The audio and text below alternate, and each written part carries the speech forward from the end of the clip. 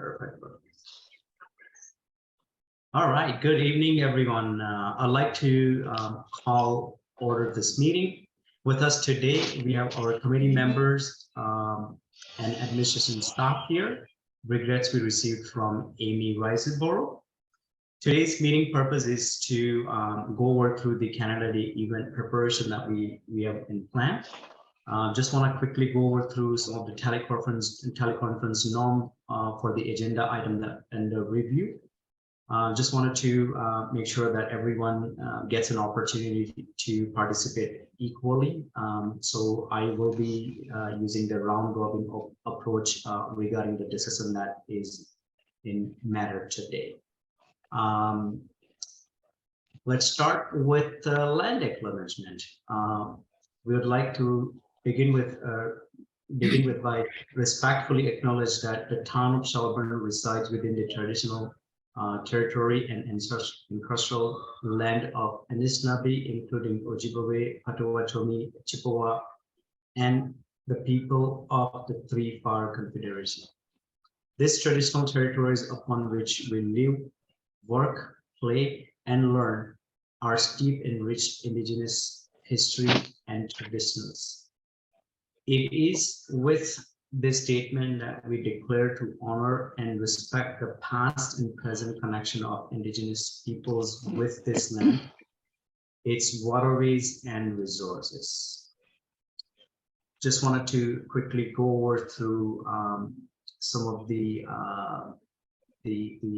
item for the people who are watching over YouTube or when we go live. We encourage residents to review the call to action information by visiting the following website to further research and educate oneself. It is www.dccrc.ca/educational-links/. Introduction and announcement. On behalf of Town of Shelburne, Chair and Vice Chair of Canada Day Committee, I would like to welcome all of you to this meeting. The purpose of today's meeting is to roadmap the action plan that we have it for the Canada Day event for the Town of Shelburne. Additional agenda or adoption to the agenda. I hope everyone had a chance to review today's meeting agenda. Is there any amendment to the agenda? Do you hear anything? None. Thank you. The purpose of today's meeting, once again, it's just a round robin approach. Sorry, I just going back on my notes. Sorry.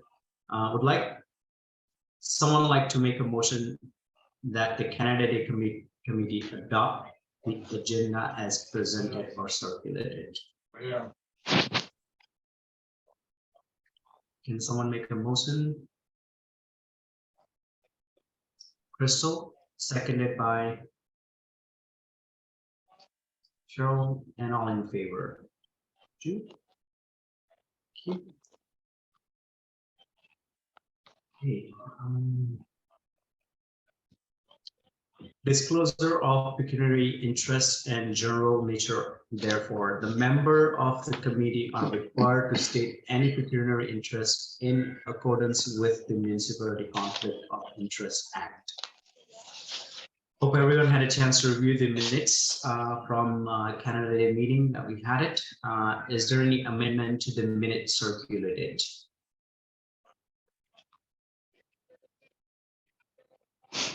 Any amendments to that? I am seeing none. Be it resolved that the minutes for the Canada Day Committee meeting held on Tuesday, I'm going far at April 13th, be adopted as presented. Can I have someone to make a motion for that? Councilor Fagan, seconded by Crystal. Okay, Alex, is it okay for Crystal to second it? I think.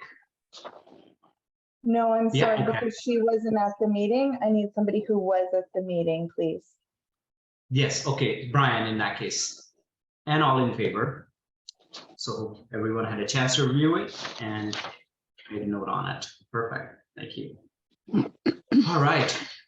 Today's agenda is a little bit tight, I would say. At the same time, I feel we wanted to be somewhere. I hope we have that passion and drive to make this event successful, so everyone is prepared for their person that they wanted to that they're presenting today. So I'm going to start with event preparation 4.1, sponsorship update. Alice had reached out to me and was seeking some clarification. So we provided some clarification. Alice, do you have anything to circulate within the team here? Just give me one moment and I can share the document. Perfect, thank you.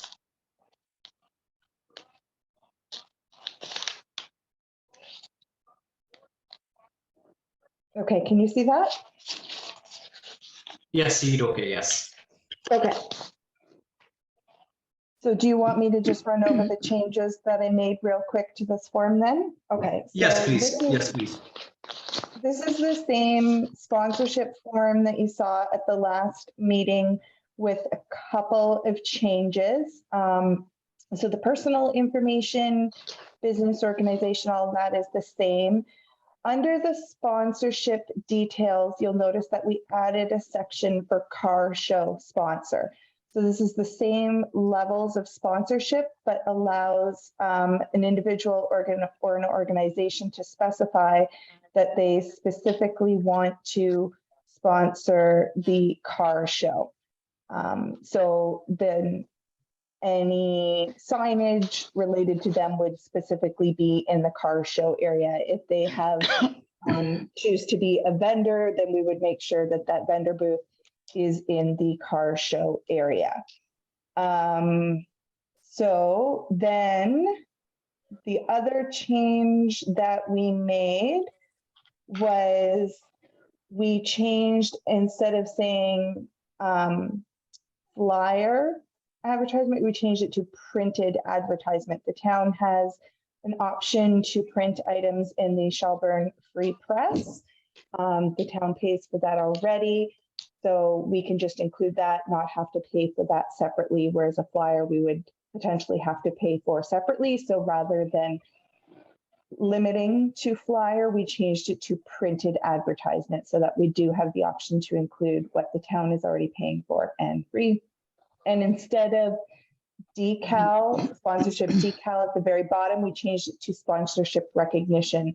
So that could just mean that, again, on that printed page, or just that we are going to recognize that they are sponsors in a format, but we're not specifying at this point which way it's going to be, which just allows us to get the form out quicker without limiting again. So then under vendor space, we just indicated that the vendor form is still to be required and that payment can be made via cash, check, or debit, or even e-transfer, and receipts will be provided. So that is the sponsorship form as it is now. Thank you, Alice. So team, hope we have captured all your thoughts that you put forward during the last meeting, and just wondering if we can give a final go to this so that we can start going out and reaching out, you know, individual or business that would eventually be sponsors for this event. So what do you guys think of it? Brian, can I start with you on that, please? I was just wondering if we could go back to that page, Alice, if you could put it back up.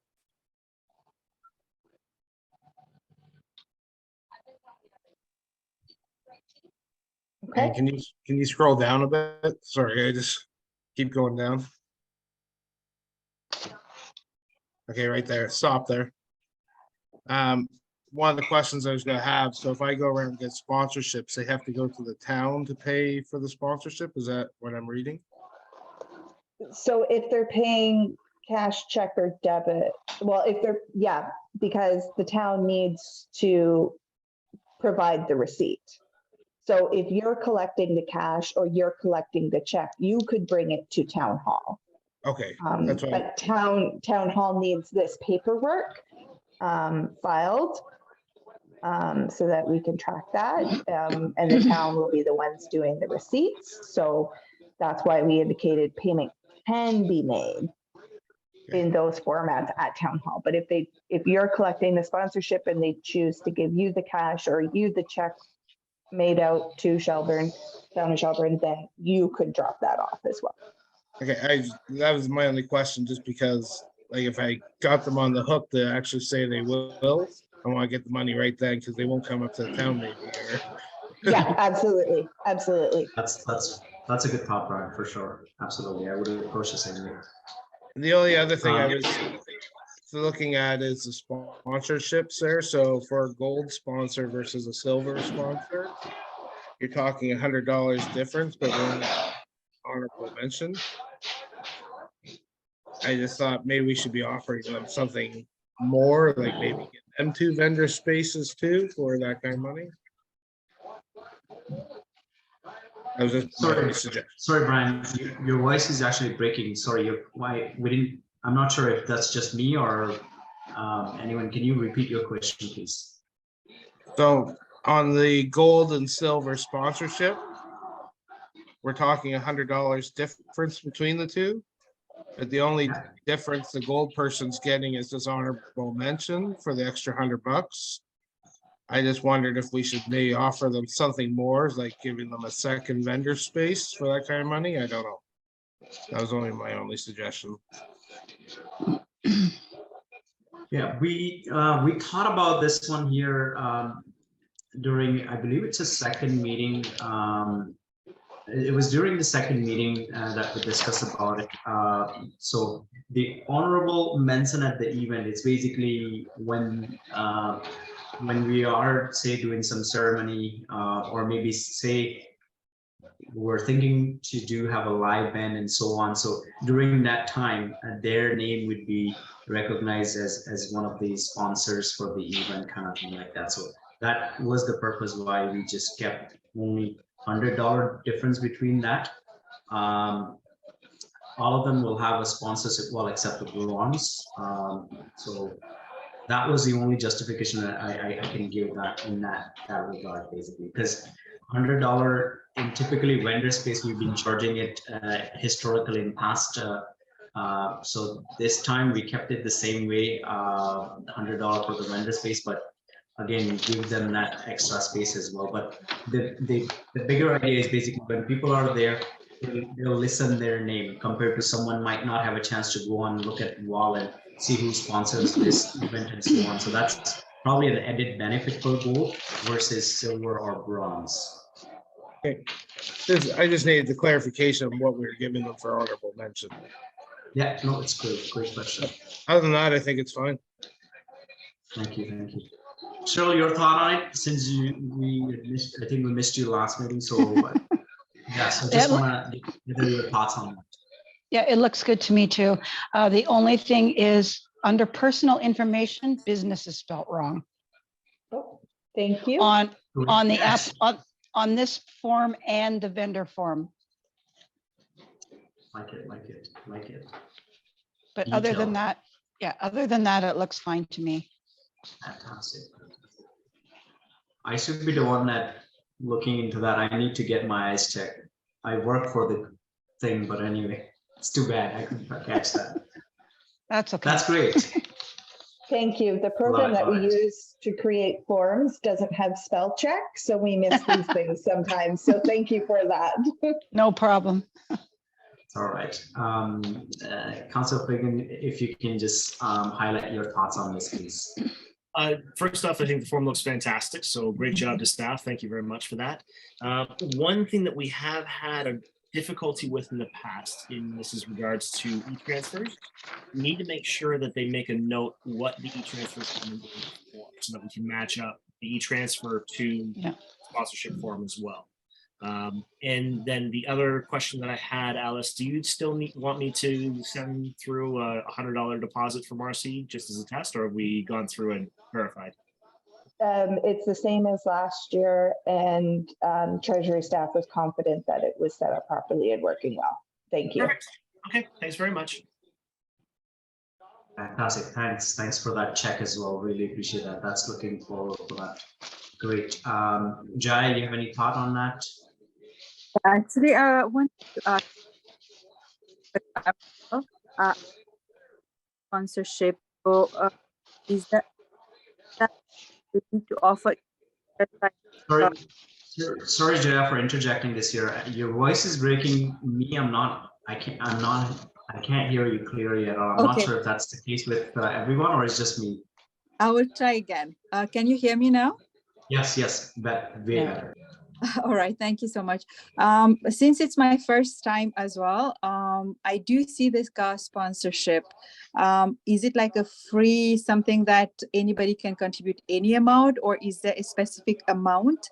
That was my first question. And the second question, I remember Brian mentioning about like creating a list and so that everybody doesn't go to the same sponsor. Going with that, is there a specific approach we would be adopting? Is it like, are we doing it by email, or we just go, just wondering because really it's my first time and I've never done that before. No, great question. So during the last meeting, Alice shared, and the document were also emailed to Alice. Correct me if I'm wrong on this. Document were sent out in a form of a Word document that you would be going out if you feel comfortable doing that way. Like you reach out to the business and just basically fill out their information and then give them that information that this is what we're doing. Would you like to sponsor our event and so on? So that's straight approach. It's personal approach. Regarding the first, I believe the second or first question was regarding the list. That is actually a topic of discussion that we have it right after this, and we wanted to get that. We'll get an update answer for you for that as well. Awesome. And for the car sponsorship, like how, the amount, is there a specific amount, or is it like whatever the person can offer? My understanding was it was the same amount as the other ones. So you would be checking bronze, silver, gold, or platinum and checking car show. So it Makes sense. same amounts, but we just need that extra check if it's a car show one. That was our understanding. If that's not the case, we just need to be informed and we can revise it accordingly. Amazing. Thanks, Alice. Crystal, your That's thought? all. Thank you, Jaya. Crystal, your final thought on this. I think it looks good. I know I missed the last meeting where it was decided on, but I like the way that we designated the car sponsorship because I know some people will want just that. So I think you guys have done a great job. Fantastic, thank you. So, Alice, do I need any motion to approve this form and go with it? What's your, what shall we do from here?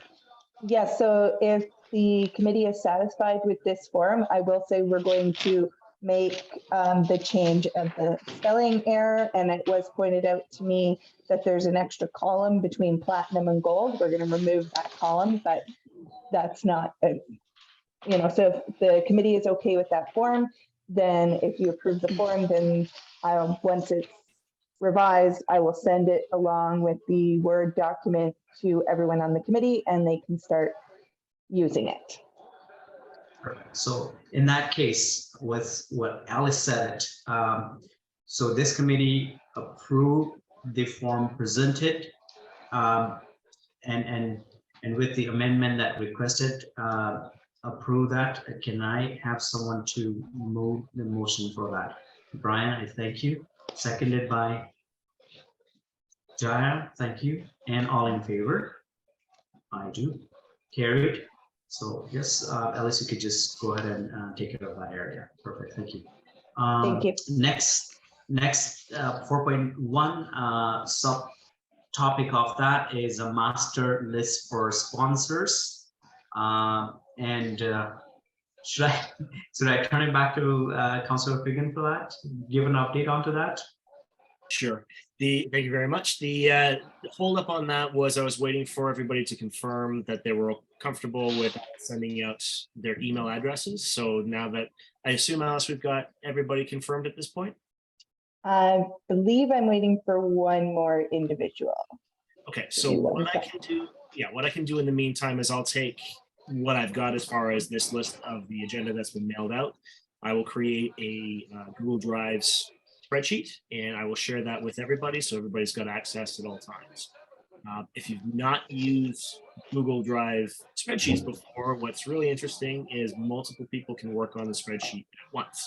You'll see the changes that they make in real time. So this way we can all be on the sheet at the same time, see where everything is. The plan, I was thinking, Alice was kind enough to share a link to me on local businesses. So I think what I'll do is I'll start by creating the spreadsheet with those. Once that's compiled and once that's been shared, by all means, everybody add in other companies that you know of that are on the list. And then what I'll do is I'll put in contact information that I have. I'll say contacted by, what they were contacted by, and then a follow-up is supposed to happen so that we can all track. Fantastic. Sounds wonderful. Brian, you have a question? Go ahead. So you're gonna get a list, Kyle, of all the local businesses, I assume?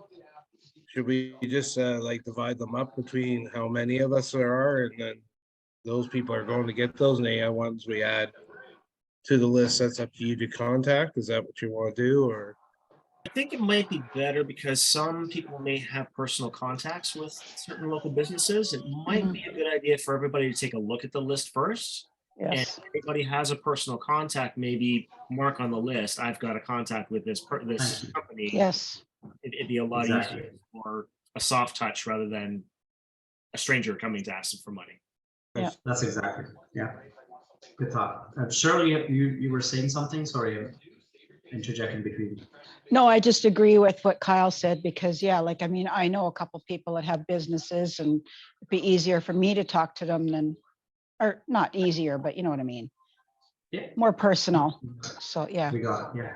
Yeah, no problem. That's fine. So what I'm hearing from the team and Councilor Figan, once again, very, very appreciate your work in making this successful. Starting by creating a master list. So on the list, we will have a business name, contact person, who that person was contacted by, meaning one of us from the committee. What else information do you guys want to put it in that? Is there anything, are you going to say anything about sponsorship? What type of sponsorship you were talking about? Any information, this is the time we can discuss and that way the master sheet will be designed according to specific requirement that we have here. Any thought? Are we good with what Councilor Figan proposed? Yes. Yeah. Okay, perfect. So that's all in your bucket, sir. So we will look into that definitely. And Alice, if you can reach out to one individual who, and we just don't want to poke too many times. I'm sure we had mentioned a couple of times regarding if they're comfortable, putting their email out to the committee, then that's where it is. If not, we can. I don't know if there is any other way we can look into that to inform that this is how many business we are approached or how we're approaching to this business is kind of like that. So we'll just have to work around that area for now. All right, moving on to the next topic, which is very important that we have not discussed so far. We were talking about what we want to do it, but when do we want to do it? We don't know about it. So can we have a clear guideline or timeline to the events that we are planning to do it?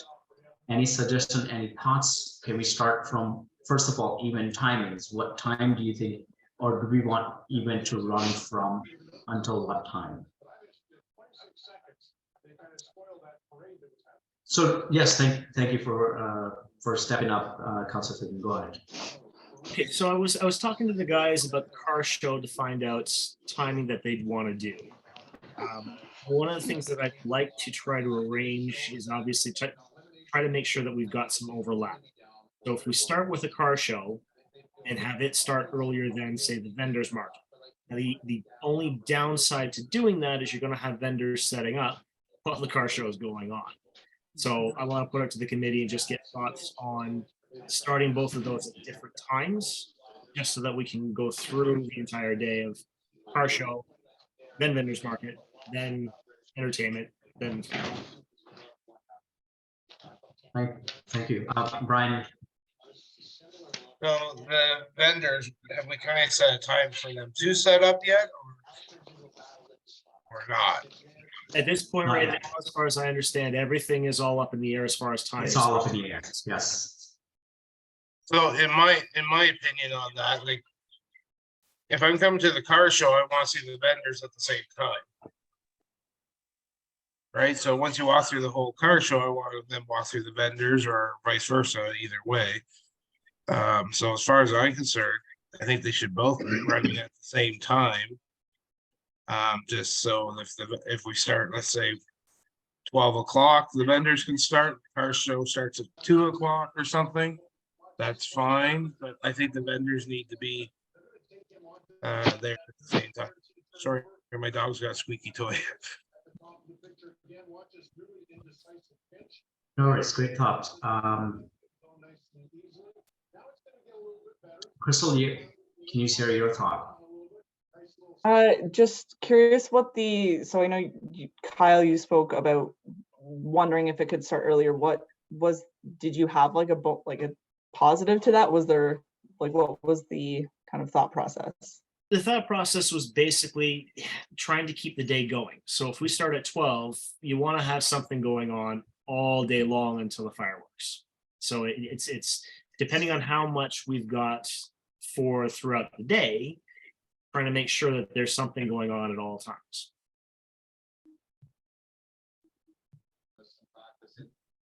Crystal, any? Yeah, I'm just, so I definitely understand kind of like having it flow. So if you have one thing start and then the next thing start, it kind of keeps people there versus I can pop into the car show, pop into the vendor and then leave if they all kind of start at different times.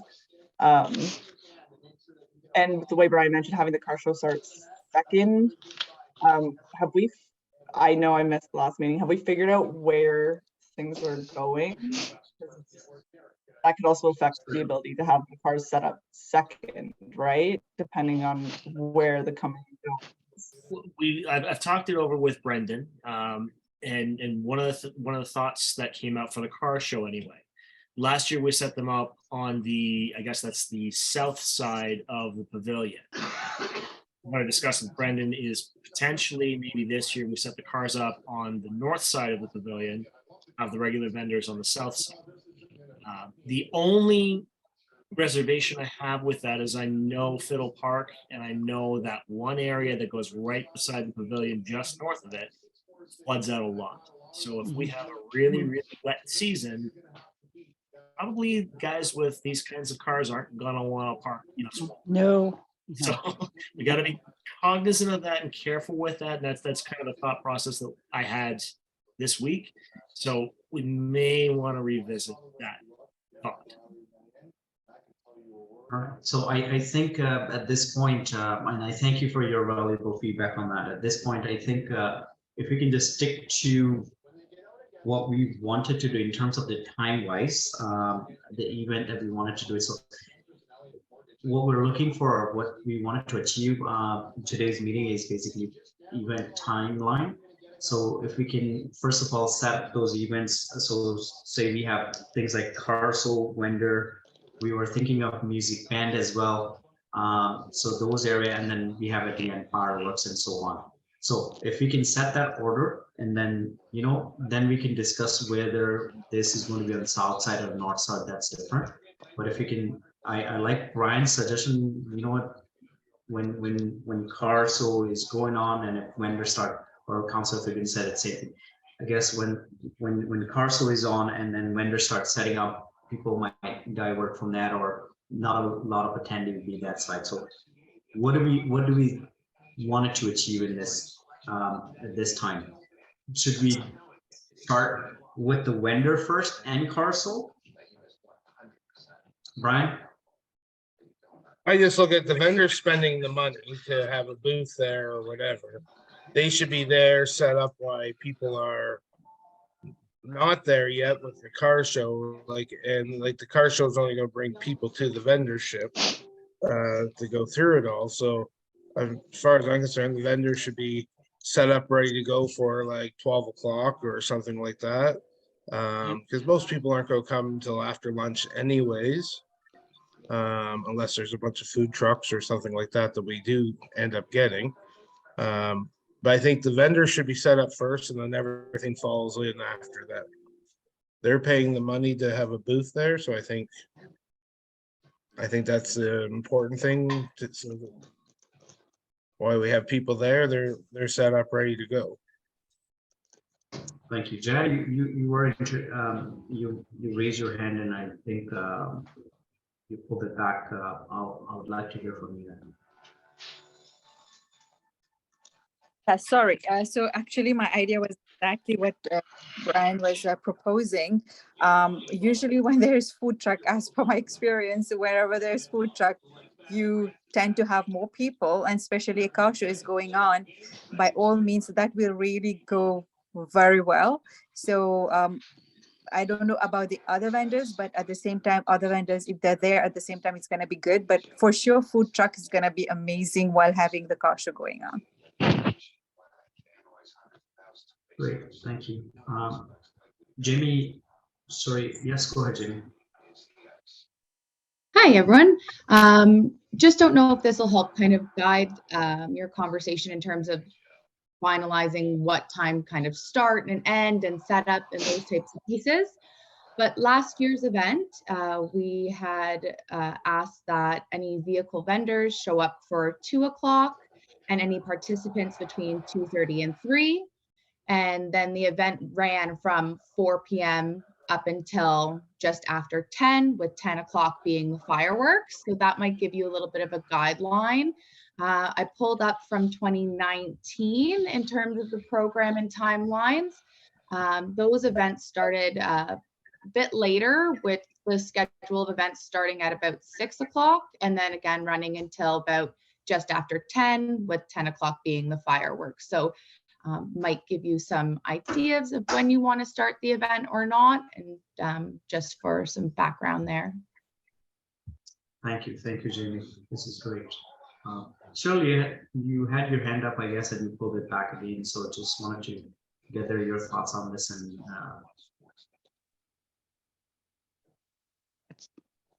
Yeah, I agree with everybody. So you don't want to start it too early to bore people, but you don't want it to be too late either. Like around 4 o'clock actually sounds like a good plan.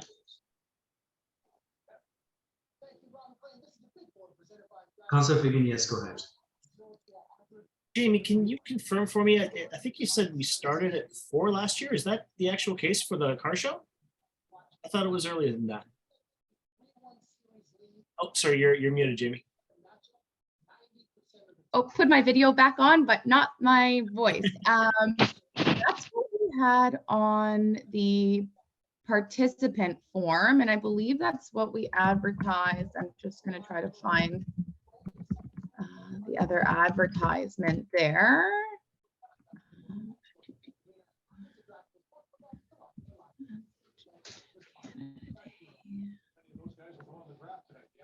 Just bear with me and I can confirm.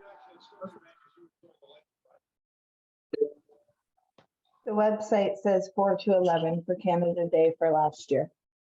Okay, because whatever time we started last year, I think that worked out really, really well. So if the car show started at 4 o'clock, I would suggest that we aim for about the same. So the things that we need to schedule that we know of so far, we've got car show and vendor. I think I agree with Brian that we should run them in conjunction with each other for sure. But one will certainly feed into the other. Whether it's food trucks, whether it's vendor market, whatever, I think both will help both. What we need to do though is we need to tell all these vendors and these car participants and everything else, show up an hour before our event starts, let them know that gates will be open at least an hour ahead of time, come in, set up, so they've got that hour time. They're gonna push it. No matter what we do, they always come in late and everything else, but we do what we can. If we can get them in there earlier, it makes life a whole lot easier. So if we're planning for 4, I would suggest that we have 4 vendor and car show participants show up, set up, start at 3, have the actual car show and vendor market start at 4. We had that go for, what was it? Was it 2 hours last year, Jamie? Do you remember? Car show was 4 until 7. So it's 3 And hours. then, yeah, opening ceremonies were scheduled for around the 6 o'clock mark. And then the band was playing from 7 till 10. Okay. Timing wise, Brian and Jamie, yeah, I know that both of you were there with me that day. What did you guys think? Was that good timing as far as everything ran? I was only there for up until the car show event, but seemed to flow nicely. I know, Brian, you were on site the full day, so you might be able to speak to it better. The only thing I saw, first of all, a lot of the car guys didn't want to stay for the whole 3 hours, so they were sneaking out and stuff like that.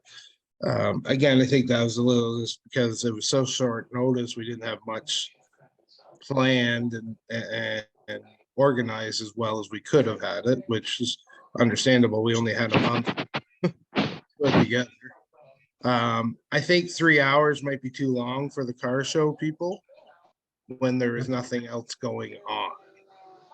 It's different if we're going to have other things going on at the same time, then they'll probably stay because they'll go through the vendor market or whatever else. And if we have live music, it keeps people entertained.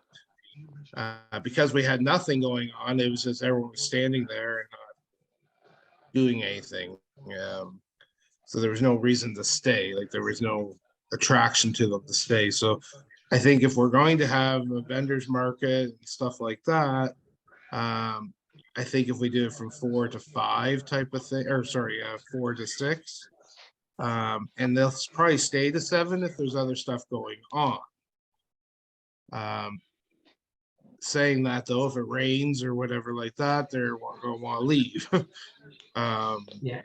So it's hard. It's a hard thing to say for the cars. Hopefully they'll stay, but you can't force it. It's just, some of those cars were $100,000 cars and they're not going to stay. It's as simple as that. That's great. So The timing was fine. It's just, I'm thinking myself as a person in town, what am I doing all day and not coming there to 4 o'clock? I want to be doing something at 1 o'clock or 2 o'clock and exploring the vendors market and whatever else we have going on. Back 15 years ago, I used to do the, or maybe longer than that, with Annette Lightheart. She used to run the Canada Day functions up at the arena, and it started at 9 o'clock in the morning. We had stuff going on all day long, and people were always there. So I think the more we can have going on and starting sooner is better. But that's just me. I would agree. Keeps people in town. Yeah, I would agree. My only concern is, again, because we haven't started until late in the season for this year as well, we're going to be pressed for time as well. So again, if we plan, I think if we use last year as an example and use that as time guide, probably not a bad way to go, because I think it flowed well. Like you said, some of the cars wanted to shorten up the car show. That wouldn't be a bad idea.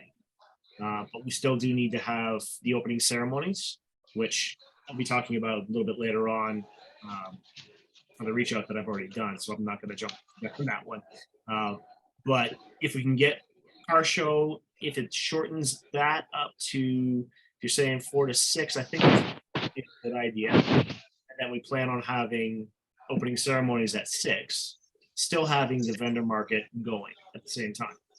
Because I think that will keep people around. All right. So here is what my proposal on that, and I'm actually counting Brian. Thank you very much, and Council Quinn on that. My proposal is around about starting an event. What we talked about it, vendor, Carso guys.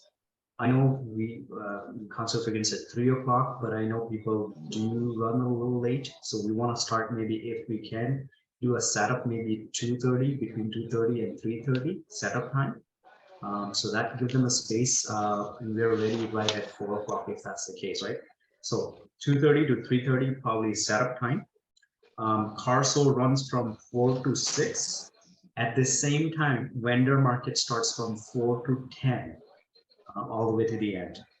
And then entertainment starts around the similar time, 4 to 8 or 9 or 10, depending on daylights. I believe 8 o'clock probably would be wise, but again, we can discuss it. Ceremony, we talked about it 6 to 7, and band, if we are going in that direction, then 7 to 10. In between, we have a couple of performance. I actually convinced few of the group to come in and perform. So I am I'm taking on and in between. So we'll have a band, and then they take a break, 20 minute, 30 minute, and we'll have some sort of an entertainment for dance and so on, and then back again the bands again and so on. So it's entertainment, keep people entertained. That's my proposal on table. 5 o'clock fireworks, we have it. Yes, Councilor, go ahead. I think the proposal is great. The only hesitation I have is vendors aren't going to want to be there for 6 hours. That's too long for them. I would shorten that up. I would have the vendor market go only an hour longer than the car show, personally. So what's your proposal time on that then? What do you think? Sorry, if from your past experience, you would say more. Yeah, I would think if we do 3 hours for a vendor market, that's probably as much as they'd want to do. So if we do 4 until 7, I think would be 4 reasonable. to 7. Okay, perfect.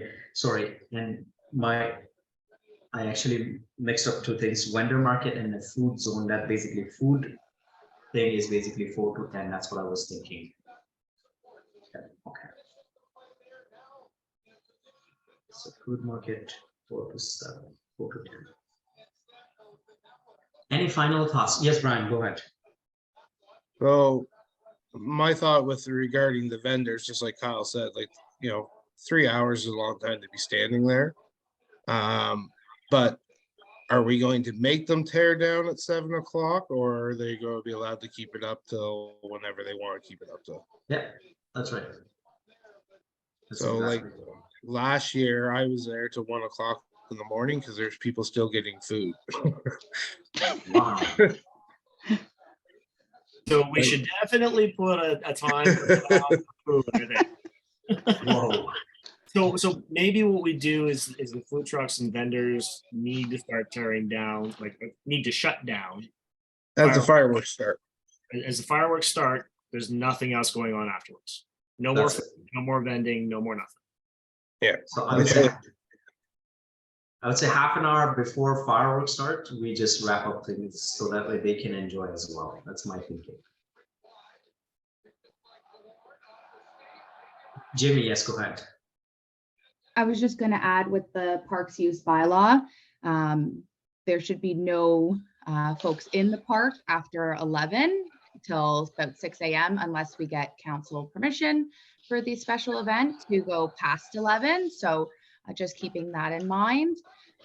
And I just want to touch on, it might be a new business, but last year, kind of late in the game, you folks partnered with the CDRC to have activities kind of earlier over at the CDRC and promote that. So that might be an extension to the event that you want to take if you wanted to reach out to the CDRC or to any other organizer in town. That's great. Thank you. Thank you for that. Great. So go ahead, Brian. So I think we definitely have to have the town council approve for a later cleanup because like the fireworks people weren't out till 12:30. The food, as I said, the food vendor didn't leave till 1 o'clock. Lineups. The band didn't get out of there till 12:30. So I think we need to motion it to the council that, you know, it could be a lot longer than 11 o'clock. Go for it. Yes, go ahead, Councilor Bloom. I see Alice has got her hand up first, though. Go ahead, Alice, sorry. Thank you. I just wanted to make you aware that yes, the CDRC is planning a open swim on Canada Day in the afternoon. And they had reached out to ask if they could speak to the committee about that. I tried to follow up with them and haven't heard back. So I do anticipate that coming to a future meeting.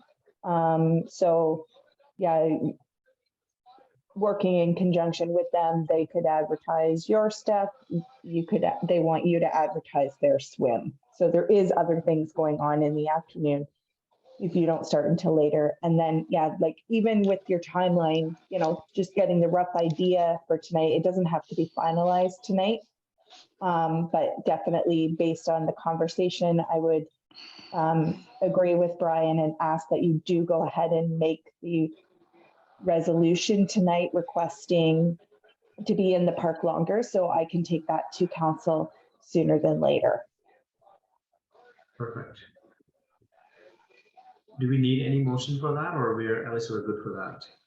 No, I do need a motion requesting use of the park later than 11 p.m. On July 1st. Do you need any end time to it, or doesn't matter, just later than 11 o'clock? Is that what the motion would be? That one I'm not sure because I haven't done one with this for this timing under this bylaw. Jamie, do you recall if there's been one done like that before? The ones that have come to council have typically been full overnight use, leading up into the next day. If you had a general guideline, if Brian is saying, you know, 1 a.m., maybe 1:30 a.m., just to give a little bit of grace there. But yeah, all the overnight requests have been through the night. Perfect. Yeah. So let's take care of the motion first, and then I'll hear from Councilor Figan if that's okay with everyone. So the Canada Day Committee is seeking for a motion to reach out to Town Council to have a permission to extend the timing for the Canada Day event. Access to park up until I'd say 2 a.m. July 2nd. Can I have someone to make a motion for that, Brian? And seconded by and all in favor? Perfect.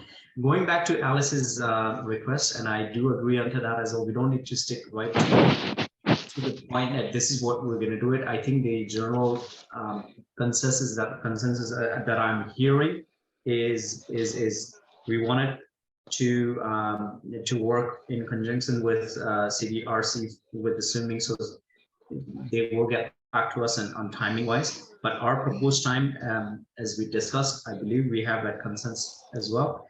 2:30 to 3:30 is when we have everyone come set up their thing, and then entertainment, car show, vendor, food zone, ceremony, band follow according to the time that we discussed. So if not, I can reiterate that timings. So entertainment, entertainment, when I say entertainment, it's not a stage, it's not a band that I'm talking about, it's the activities like a inflated thing that we have in discussion, but again, not confirmation yet, for kids and so on. So it's 4 to 8, was proposing that. Car show 4 to 6, vendor market 4 to 7. Again, they can stay until the time they wanted to stay.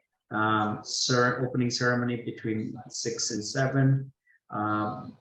If we have a live band performance, that would be from 7 to 10, 7 to 9:30, and then I would say 10 o'clock is the fireworks, basically. That's the proposed timeline right now. We don't have to stick to that right now, but this is the general time frame that we were thinking.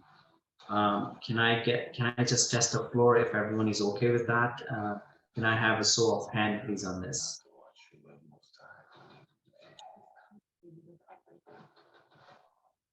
No one. I'm not sure what we're putting our hand up for. Actually, Samir, the only comment that I would make is that we should hands to go right until the fireworks. Don't have a half-hour break in between. If you have a half-hour break in between, people are going to be sitting there twiddling their thumbs, going, "What am I going to do now?" I hear you. Yeah. So going back to circle. So opening or say setup time 2:30 to 3:30. This is once again, there is no hard timeline to this. Just overview. Car show starts from 4 to 6. Vendor market 4 to 7 up until the time they wanted to stay open till. Opening ceremony 6 to 7. Live band performance 7 to 10. 10 o'clock we have fireworks, and then food trucks and so on. Food vendors stays from 4 to 10, or 4 to whenever Brian's earlier comment, they were there till late night as well. So up until the time frame that we get an approval from council. Are we in agreement for that then? Yes, go ahead. Yes, go ahead. Sorry, who? Yes, go ahead, Kyle. Okay, sorry, I wasn't sure if you were calling me or not. The only thing that I think that we need to put a hard line on, don't let the food trucks stay after the fireworks. Make sure that they know they are shutting down when the fireworks go. That's it. I don't care if they've got a line up at the door, no more. Perfect, done. Any other comments? Crystal, I think you had your hand. Yeah, that actually, I had the same idea as Kyle, is to give a hard stop at some point, because people are hungry and people want to make money. Like, they will just keep going, rightfully. So I think a hard stop is a good idea. Okay, so it's 10 o'clock. Brian, last thought on this, please. Yeah, like last year was just different because there was only one food truck really. So that's what, like, there's people in lineup for over an hour waiting for food. So hopefully we don't have that situation again, that we're gonna have more vendors, right? So I don't think it'll be a problem, but I think the fireworks start, they finish up whatever they got in the line, and that's it. Okay, so that's perfect. I think we'll put those timeline together back again, and we'll bring it back to the next meeting. But this is just general information. Thank you very much for all your feedback. Let's move on to item 4.3 for opening ceremony. I am just gonna go right back to Councilor Figgin for the update on that. Sorry, Samir, if I can just go back one more. This is to Jamie and to Alice. I know that our proposal from this committee is going to go into committees.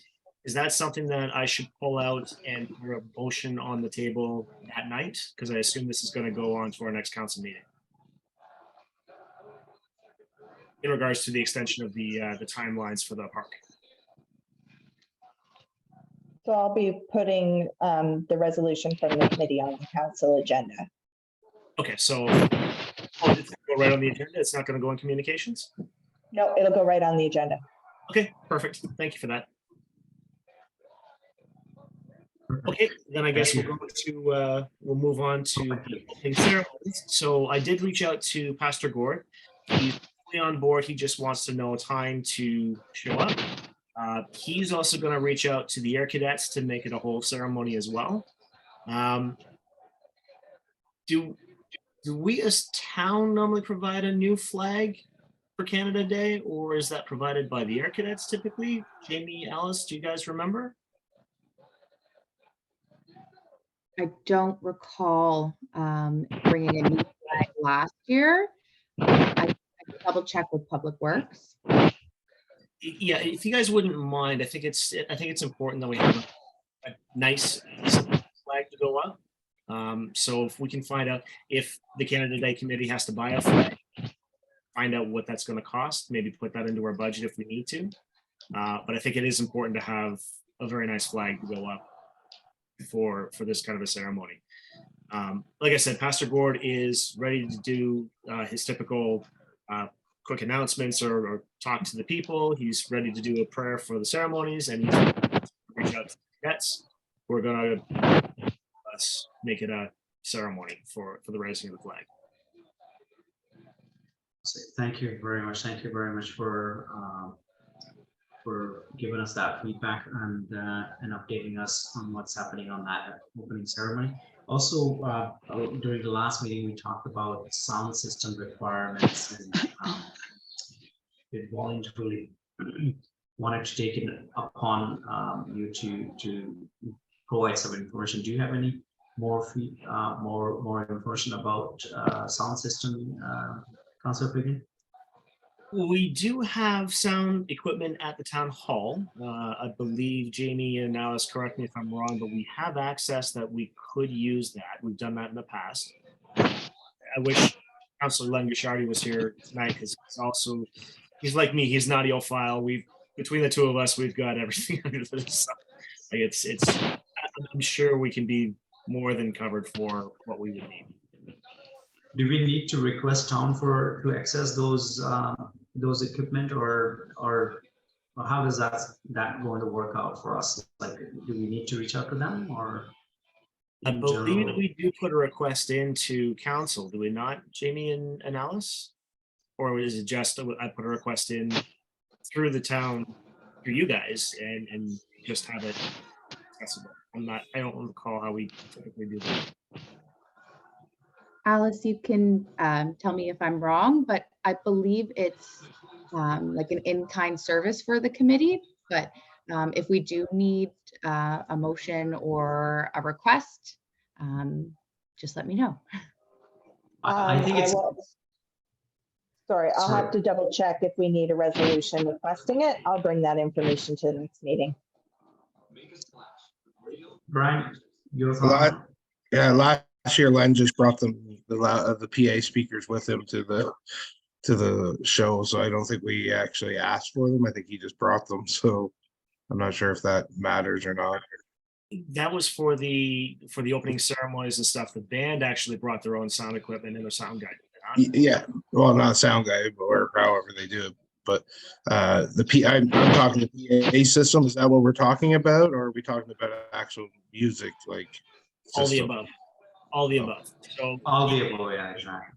yeah, I honestly, if my recommendation as far as the sound system goes, whoever we get as far as have them provide their own sound equipment again, I think that works far easier than the headache of us going through, especially because our budget is real tight this year.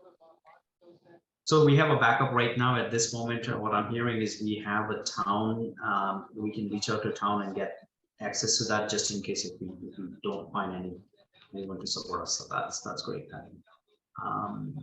Any other thoughts? Jamie, I think you were, yes, Jamie, go ahead. And this kind of falls under fireworks, but also under sound equipment is just, we need to ensure that we have sound equipment for the fireworks, and they might need it to be set up before. So that's something, again, I can follow up with to see what time they need it, but that might also hinder any of the equipment that the town has or that's provided by one of the councilors. Yes, Brian. you thought?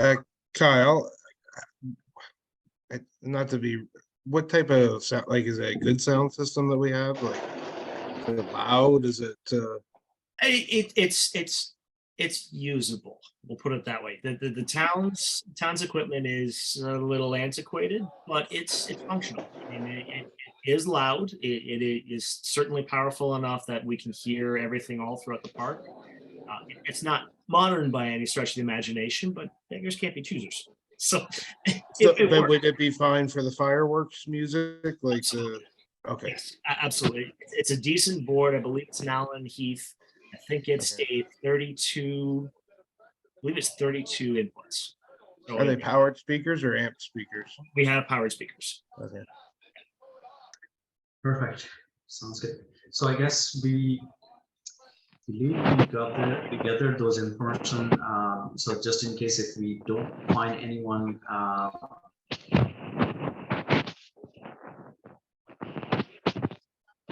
hopefully that's not the case, but if not, we have, and as I said, so you can request that, or if, I don't think so we need a motion for that, but again, Alice, your thought on that, do we need to reach out to, how do we reach out to town? Shall we? I don't need a motion at this time. I'll get back to you. Perfect. if we Okay, need a great. motion. So that's, you'll find out from us and from them, and then let us know. Perfect, good. All right. So with that, we're gonna move on to the second last piece of the day today. It's the vendor market, first food zone. We do have some public health information that Jamie will share with us, and also the picnic tables update that we will be getting information from. So over to you, Jamie. I'll first start with that. Unfortunately, I didn't have time to get the numbers of picnic tables, but I will definitely bring that next meeting. So stay tuned. I apologize.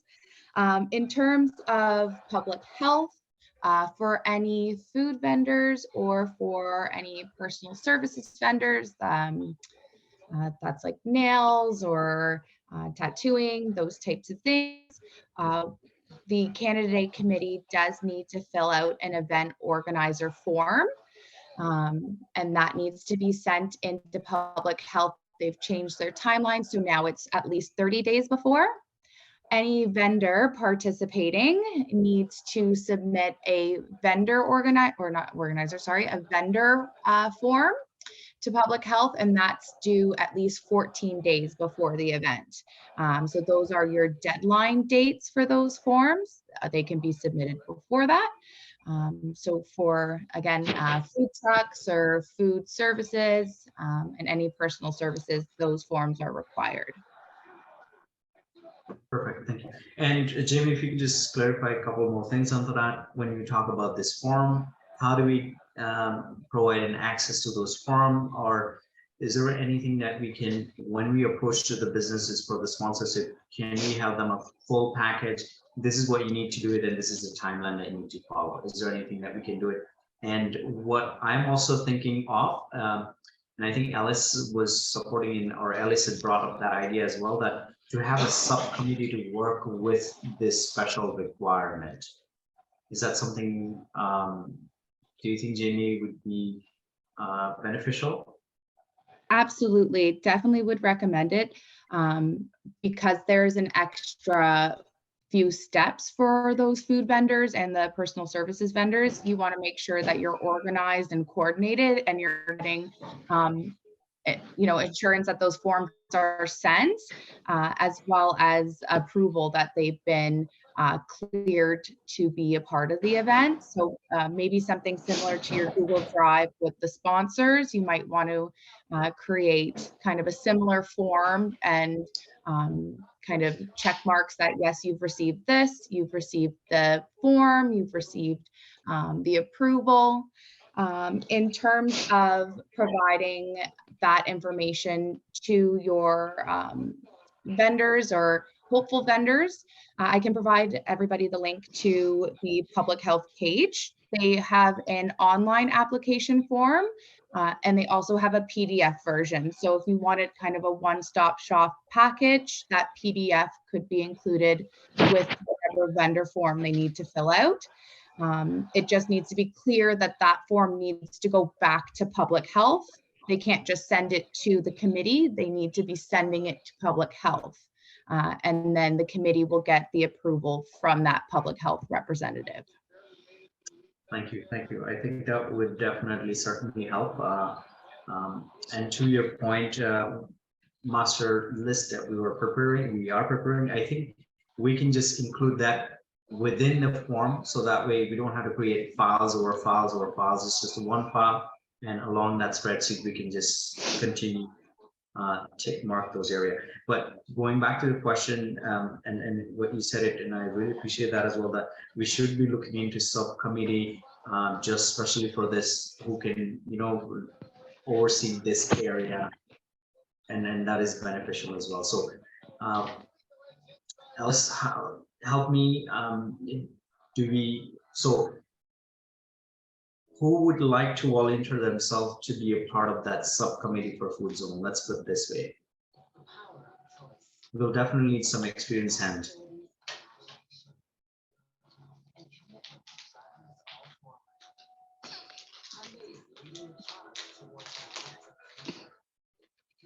An extra time, right? Brian, are you up for that? Sorry, you're mute. You're on mute.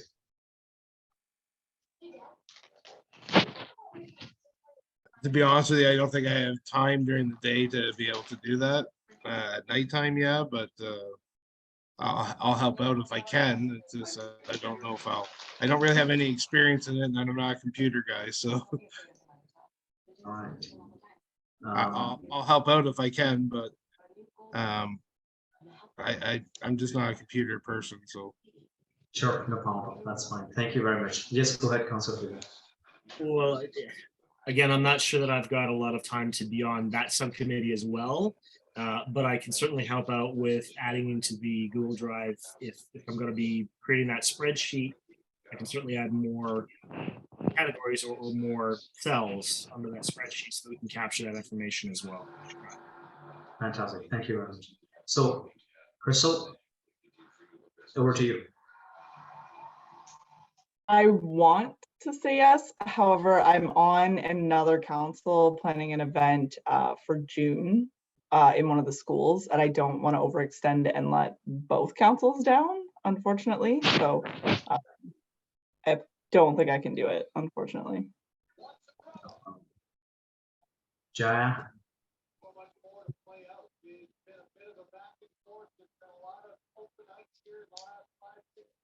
Sure, you're on mute, Jaya.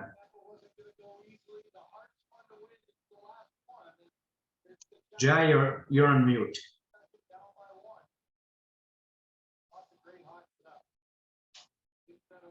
No.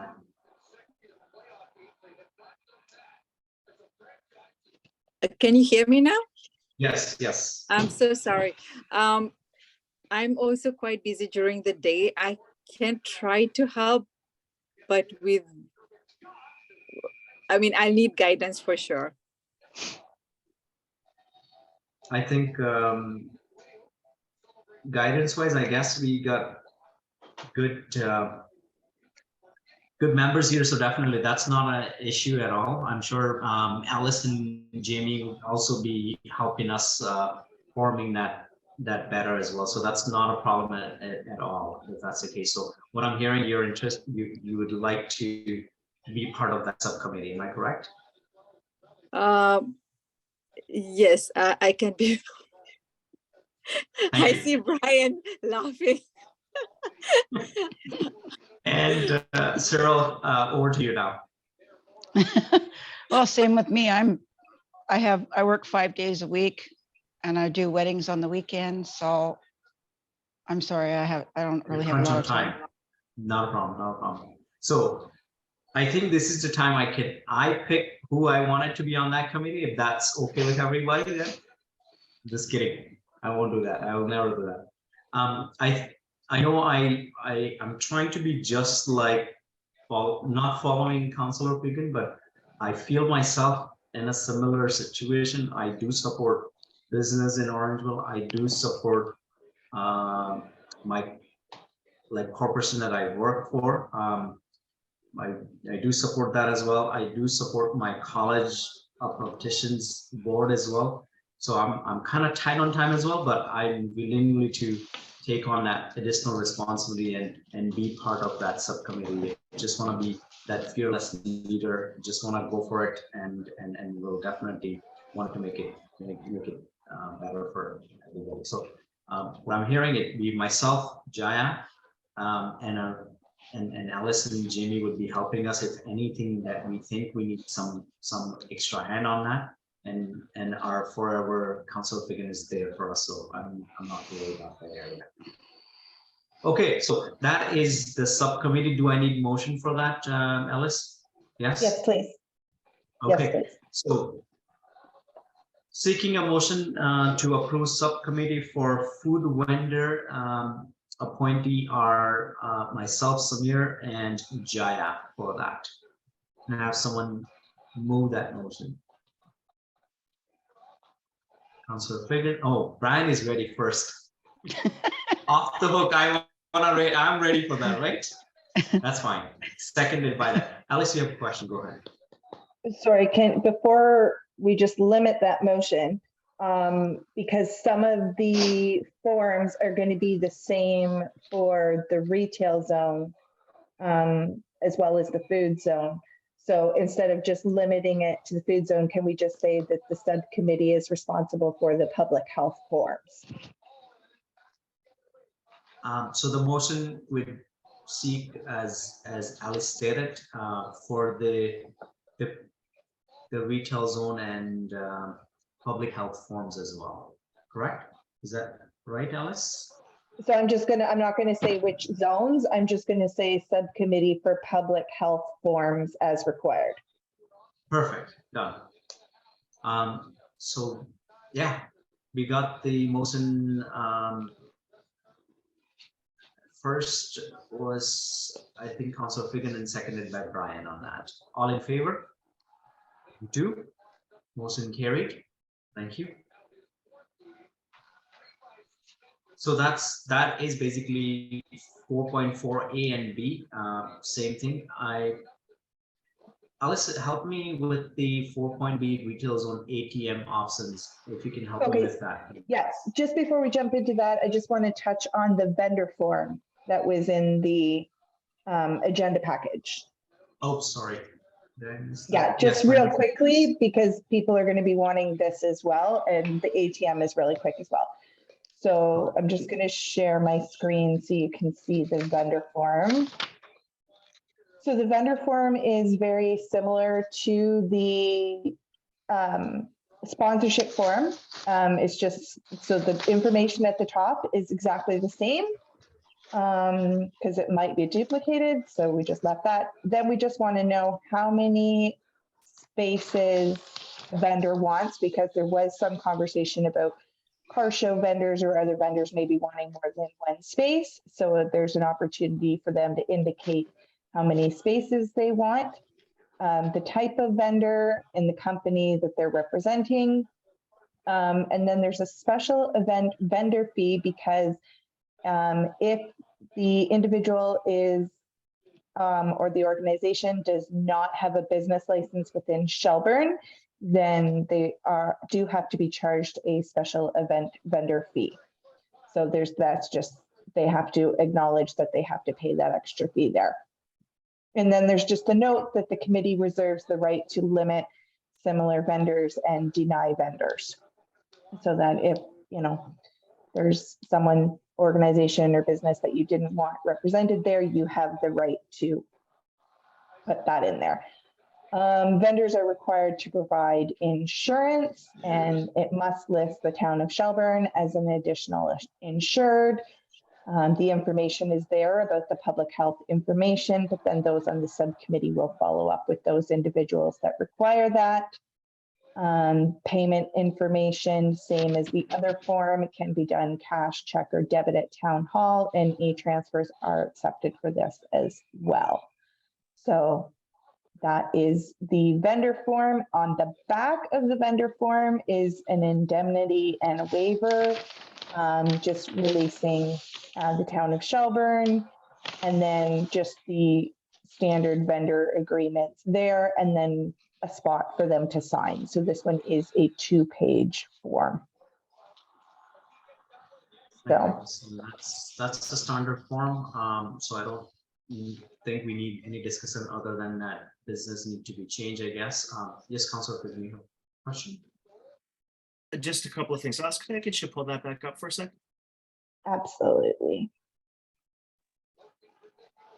Something that crossed my mind, if we can go up again towards the e-transfers.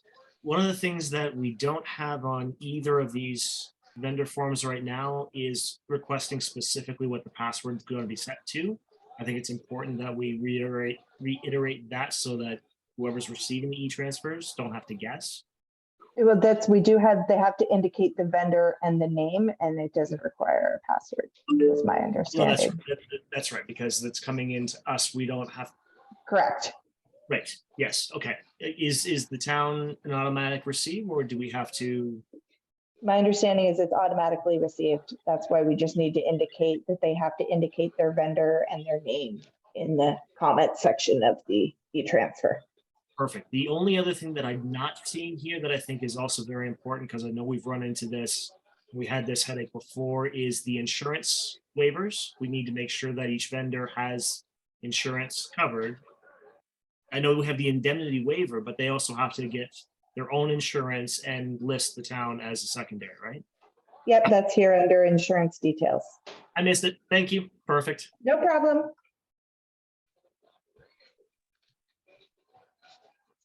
Sorry, beside the business, that is business spelling needs to be correct.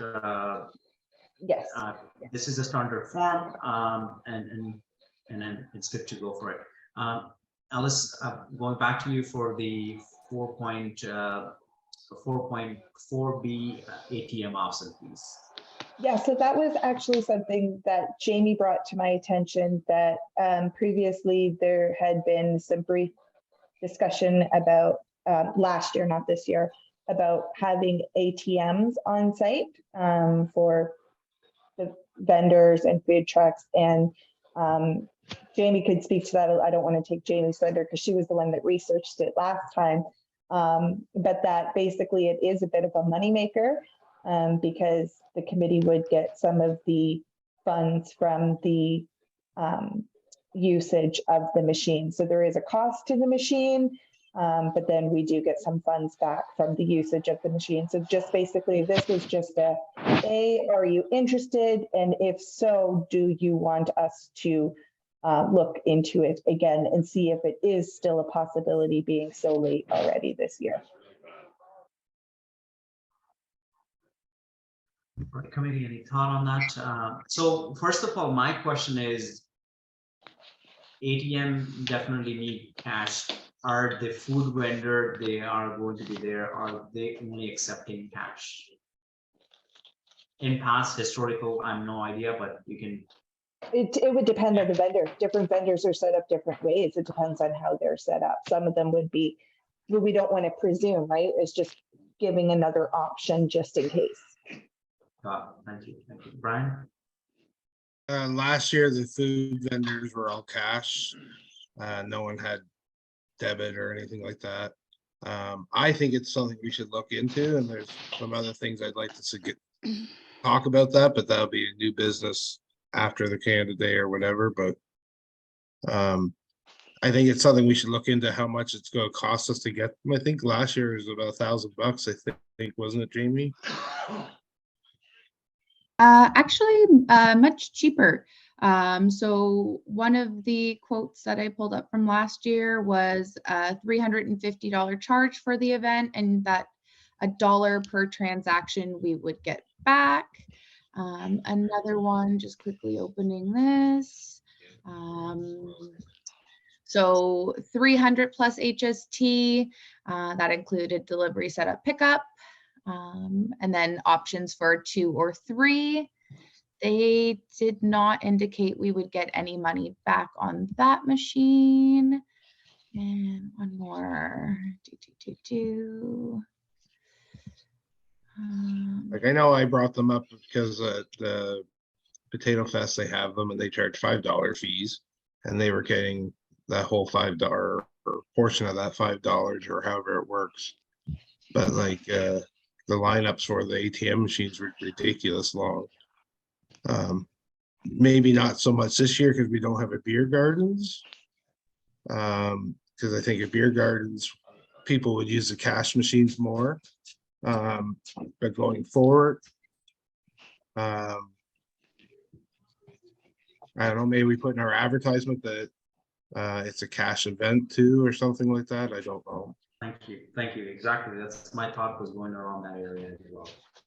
Can we not just do it cash event when cash only or whatnot? Crystal, you were about to say something, I think. between? Oh, I was just going to add that I think if we can get an ATM, it's a good idea because, I mean, there's a lot of relying on technology in the middle of the field to have debit credit work. And like ideally that's fantastic. But if something fails, it's better to keep people on site and be able to withdraw cash than have them go down the road to the ATM and decide it's not worth coming back. So I think it's worth exploring even just for that avenue. We're not necessarily making it cash only, but some will be cash only and some devices fail, even vendor devices fail. So Over it, Ryan. Jamie, could you find out how much it would cost us to rent one for a whole year? No, I only specifically asked in regards to that event, or for the 1 day of use, and I did only get the 2 responses back. So the $350 with the $1 back, or the 300, and then more depending on the machine. In terms of what vendors accept, perhaps that's something you want to add on to that vendor form to get a good idea, maybe capture how many vendors are cashless only, how many vendors are debit, credit, e-transfer, and then maybe just making a note that either you will or will not have an ATM. It might be too soon to put that on there, but just might give you an idea.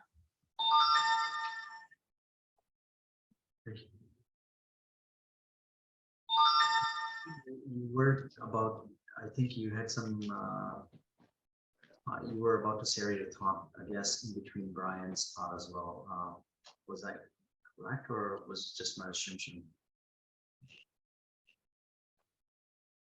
Councilor, Sorry, I didn't quite hear what you were asking. so when Brian was sharing his thought, I guess you had the hand up at the same time, and I didn't quite whether at the same time your hands were going up, or was it just my imagination? I think it was your imagination. Can't recall. That's probably what it is. What I is think pretty clear at this point. So I'm seeing Crystal, and I think Crystal, and I saw another hand came up as well. So I didn't know which side was it. Anyone else would like to share their thoughts on this? Jimmy, I have a question regarding this $300 and that $350 or $300 and then $1 getting back. Like in historic in past, did we make any money on this, or is just basically we just did no business out of it? Last year, we didn't end up going through with the ATMs. I'm not quite certain if past events had them there or not. So it looks like no. No, it was like, no. So it would be something new that the committee would be getting into in terms of having that ATM on site and seeing what the return would be. Right. That was my question, Jamie, if you could get a price to see how much it would be to rent one for a whole year.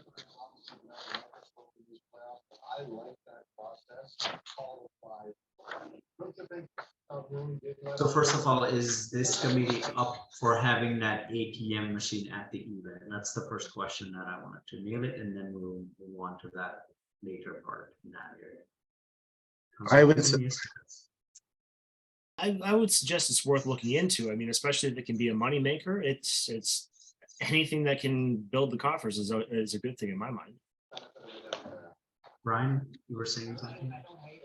I was gonna say maybe not this year because we don't have a beer gardens or something like that, because we are starting off so not with much time here until we, but you know, $300 is $300. There we go. We'll have 300 transactions to pay for it. I'm not sure if you would because of the beer, not having a beer garden there. That's my thought right now. But then looking at how many people were there for the food trucks last year, you know, like we had a lot of people there last year, so maybe it would be worth it. I'm undecided on that. I don't know if it's, if it is, or I guess then. at this point? Alice, you have your hands up. Yeah, so at this point, we're just asking if the committee is interested in us pursuing the cost of this. You know, Right, I we're think just- If you Yeah, just, I we're think- not asking for a decision, yes or no. We're just asking, do you want us to look further into this for this year? And then once we look further into it, then we'll come back and say, okay, this is the actual information. But we didn't want to spend staff resources looking into this if you weren't interested at all. So this is just basically, we're just looking for a yes, please do this, or no, don't bother right now. Okay, so if I can get show of hand for yes, please. Okay. So all in favor? So let's look into that, please. Yes, Okay. Council Piggy, you have a question? Nope, I was just voting for all in favor. Perfect, we do that then. All right. 4.4C activity zone, Amy actually sent her regret, and also with the regrets, she said she does not have any update on to activity zone yet. Yeah, go ahead, Councilor Piggy. This is actually probably a better place to bring this up rather than new business, actually. I had Ken Bennington reach out to me. He is one of the realtors at Keller Williams. He and Claire and Dave all have asked if they could put together a fund zone, essentially, and have it sponsored by them. So essentially, they're going to set it all up. They're going to pay for it all. They're going to sponsor it, and they just want to be able to have their advertising up saying fund zone sponsored by Keller Williams. Perfect. Are we all in agreement of that? Ryan? You're mute, sir. If someone's willing to do the work and no cost to us, I see it's only about positive. Yeah, I'm in favor of it. Perfect, perfect. Alice, do you need a motion for that, or you have a question? What I would request is that they put something formally in writing to the committee, so that the committee knows exactly what they are presenting, including what activities are going to be included in this fund zone. So that the committee is not doing something that they're doing. So just that, you know, it's very easy to just say yes, but what are you saying yes to? So I would ask that something come from them in writing. They can send it to me at town hall, and I can put it on a future agenda so the committee can actually make a formal decision knowing what they're agreeing to. This is Brian, last thought, final thought on this. Kyle, are they providing the insurance on it all, or are they expecting the committee to? I've been down this road a few times, so yeah, the first words out of my mouth is, you guys know about your insurance that you have to get covered. Alice and Jamie, is it the 5 million that they would need for that, or is it just 2 still sufficient? It depends on what they're proposing. Okay. Exactly, and that's why my hand was up, just to make note that any inflatables will need the 5 million.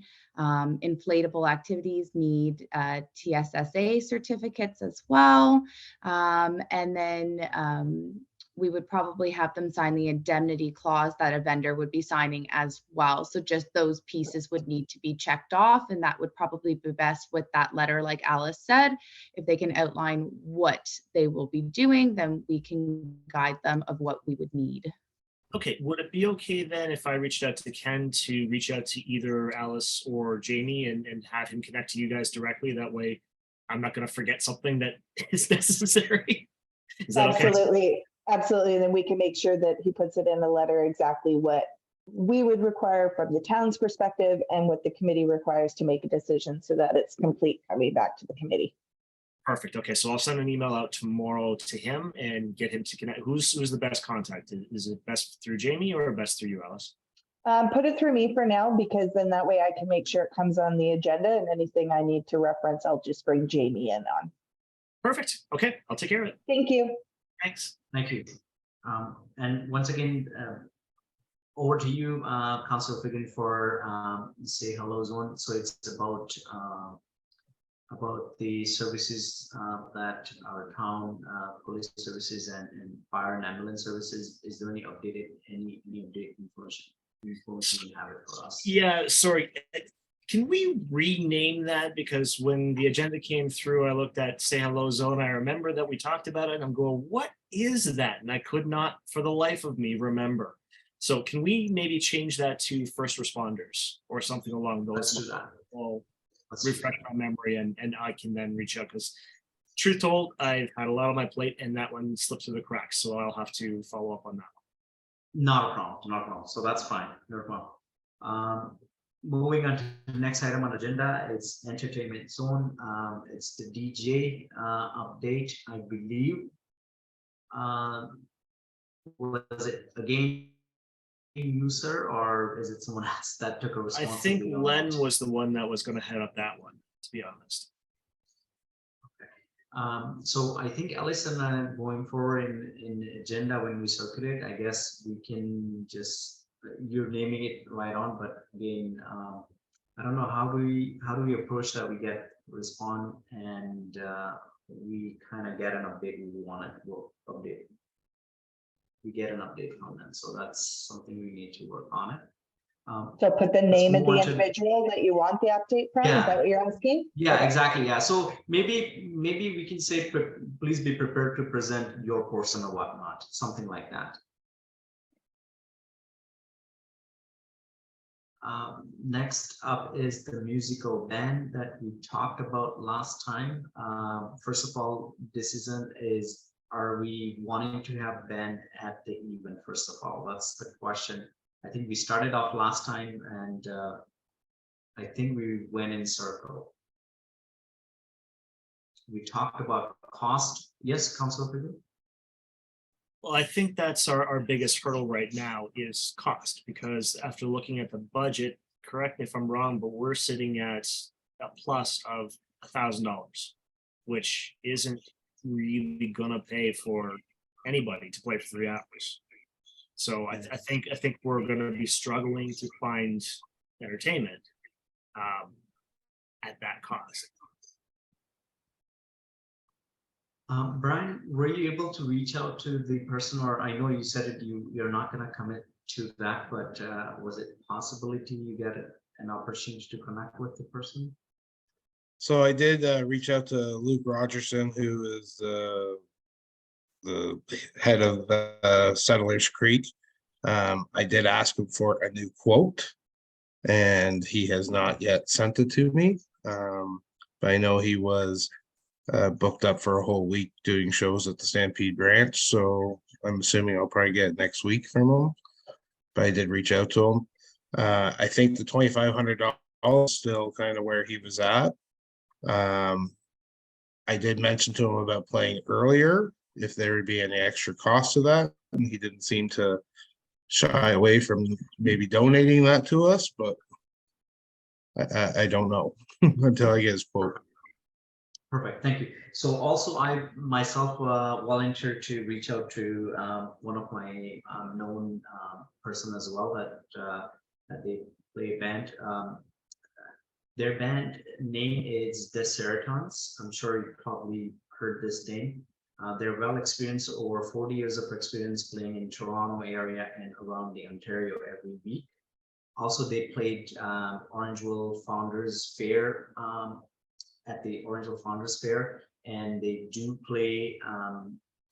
They've been playing 8 years at Millcroft for the New York party. So they are well-known band actually in the area. The type of music they play, it's rock, R&B, and country style music. And in your request, as I was told, play time, they mentioned to me about 3 sets of music, 45 minutes, or you can have 2 sets, 1 hour, basically 1 hour, 2 sets basically. So they can do it that way. What they are asking, and again, it's not a full group. They if you need a full group, it's definitely going to be expensive, but $1,200 for the group of 3. That is without any sound system. 1,500 if you want a group of 4. Once again, no sound system. When I asked about sound system, they said it's about the system that they have. It could support only up to maximum 100 people capacity, which they charge $200 for that. So that's the quotation that I received. So until further quotation received, I guess, can we put this on a side, or what do we feel here? Yes, Councilor Quigley. Okay, so if they're providing sound, we're looking at $1,500 for them? Sorry, Samir, you're on mute.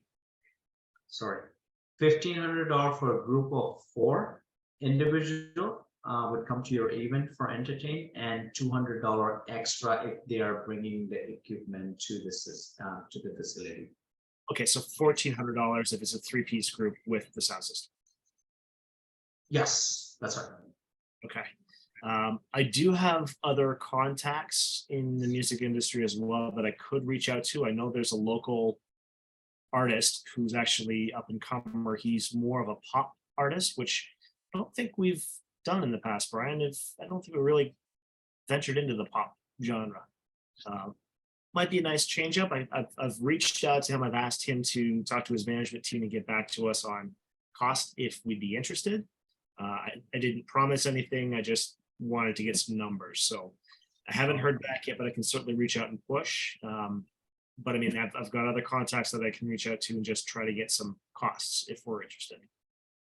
Perfect. I think that was the interest last meeting as well. We wanted to explore this area if we can gather those information as quickly. I know they booked up very quickly because it's Canada Day, and they have even they do take those events everywhere. So it's definitely sooner we get that confirmation from them. This guy is also mentioned to me that sooner you get back to us, it'd be easy for us to book, and they don't double book someone else as well. So that's something we wanted to do it. So if we can if we are looking into this, we can definitely settle on next meeting. We can definitely decide which way to go in this direction. But we'll have a 2 more week window on that to gather those information.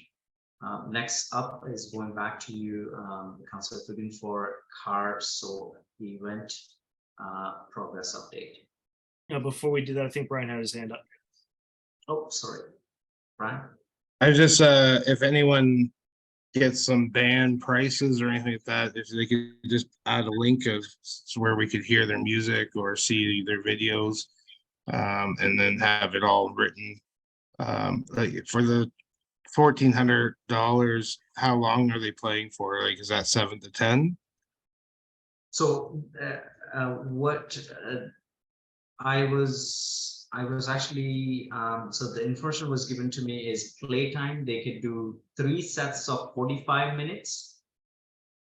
So they'll play 45 minutes, they'll take a break, 20 minutes, whatever it is, and then again 45 minute, 20-minute break, and then 45 minutes. Or you could say, you know what, can you do 1 hour sets? So they'll do 1 hour, then the break, and then 1 hour, another 1 hour.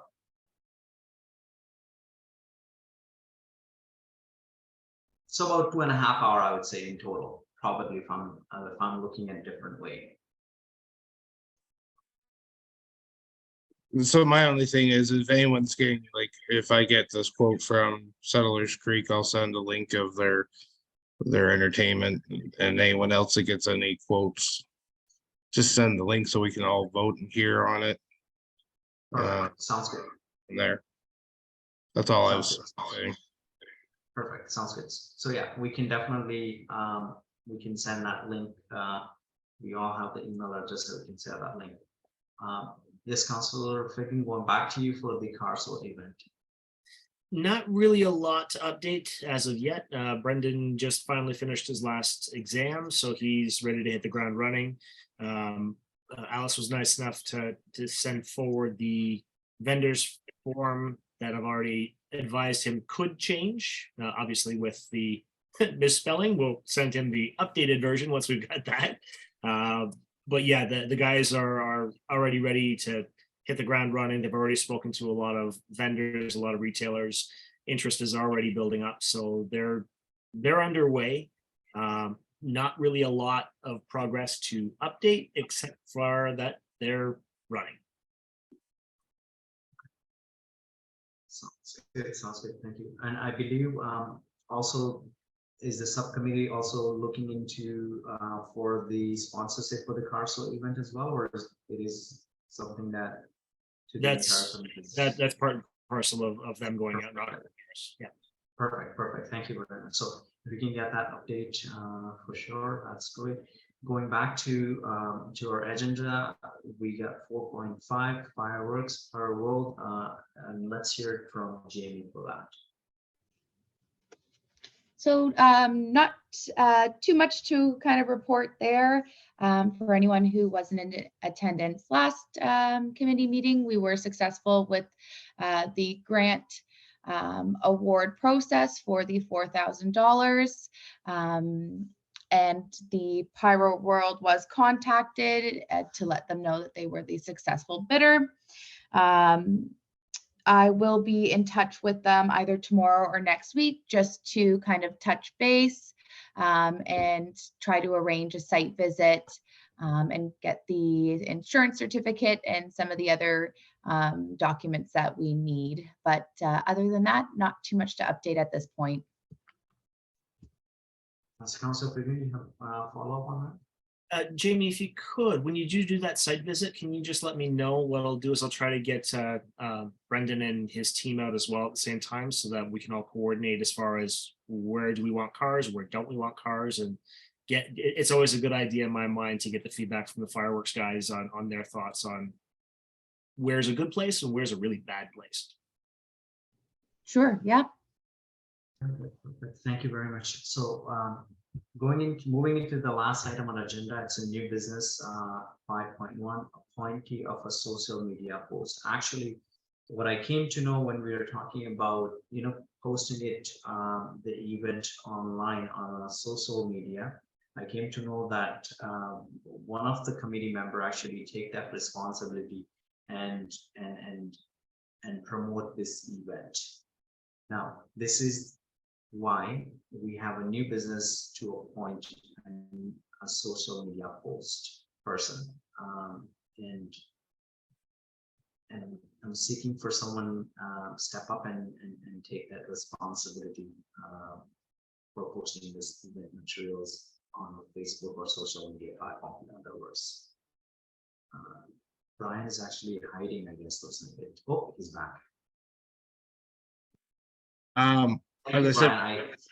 As I said before, I'm not really a computer person, but I thought you are on a Zoom meeting right now, Brian. I know, but like last year, I couldn't even get onto it. I still have a bank book, so I only do e-transfers. Could we reach out to maybe like Kirk again, like because he runs the Q&A? I know he's not on our committee anymore, but I don't know if anyone has contact with Kirk or not. I don't know. So, Alice, who owns this page? Kirk wouldn't be a good one, Brian, just because he's going through some stuff right now. Alice, just a question: who owns this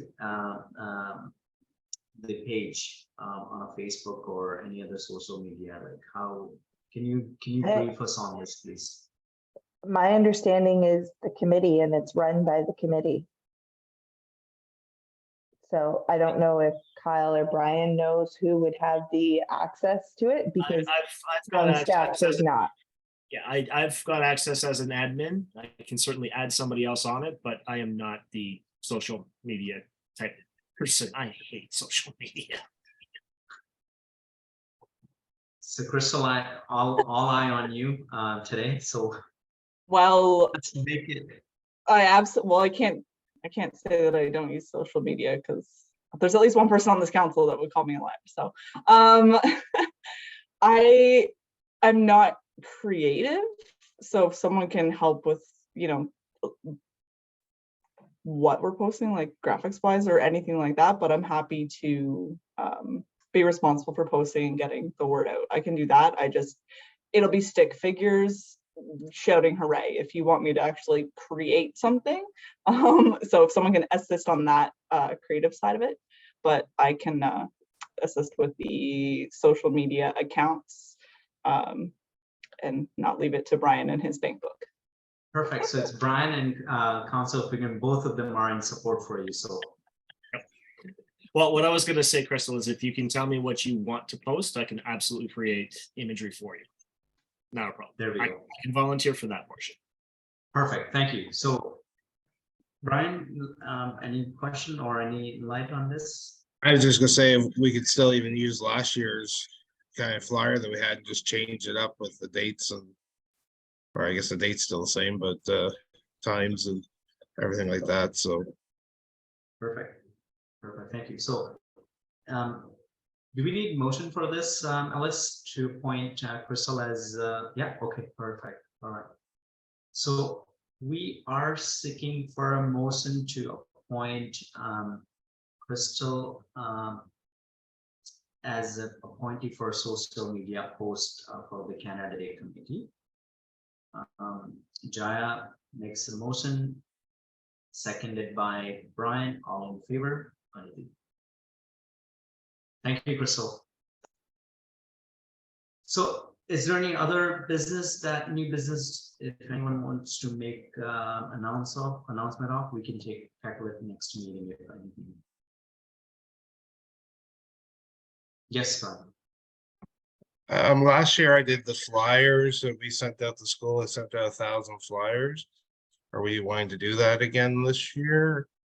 I'm volunteering to do it, so it's up to you guys. Councilor Pickett? It was mentioned at the last meeting as well. Ken Bennington still wants to give away the bike again this year. So he was asking, he said that we helped him last year get the flyers into the schools. If we can still do that again, then absolutely.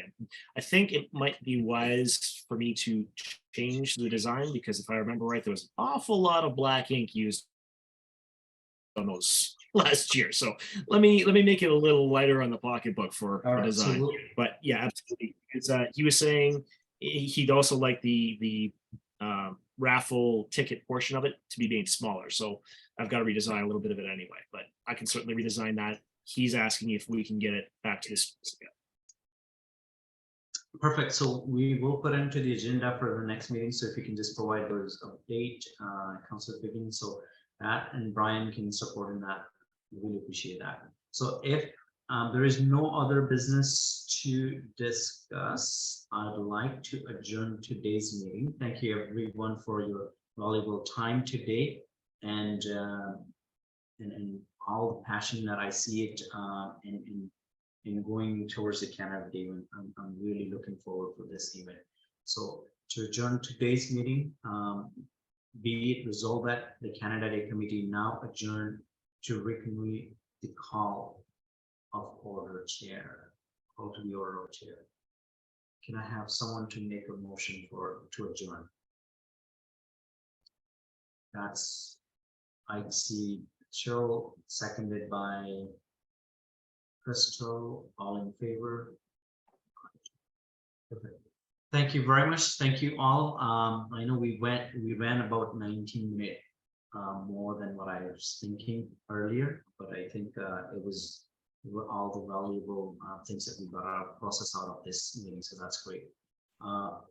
Hoping to connect with you back again in 2 weeks time frame, and this time I'm hoping that we will have some sponsors information and those information with us as well. That some commitment as well. That's what I was looking into that.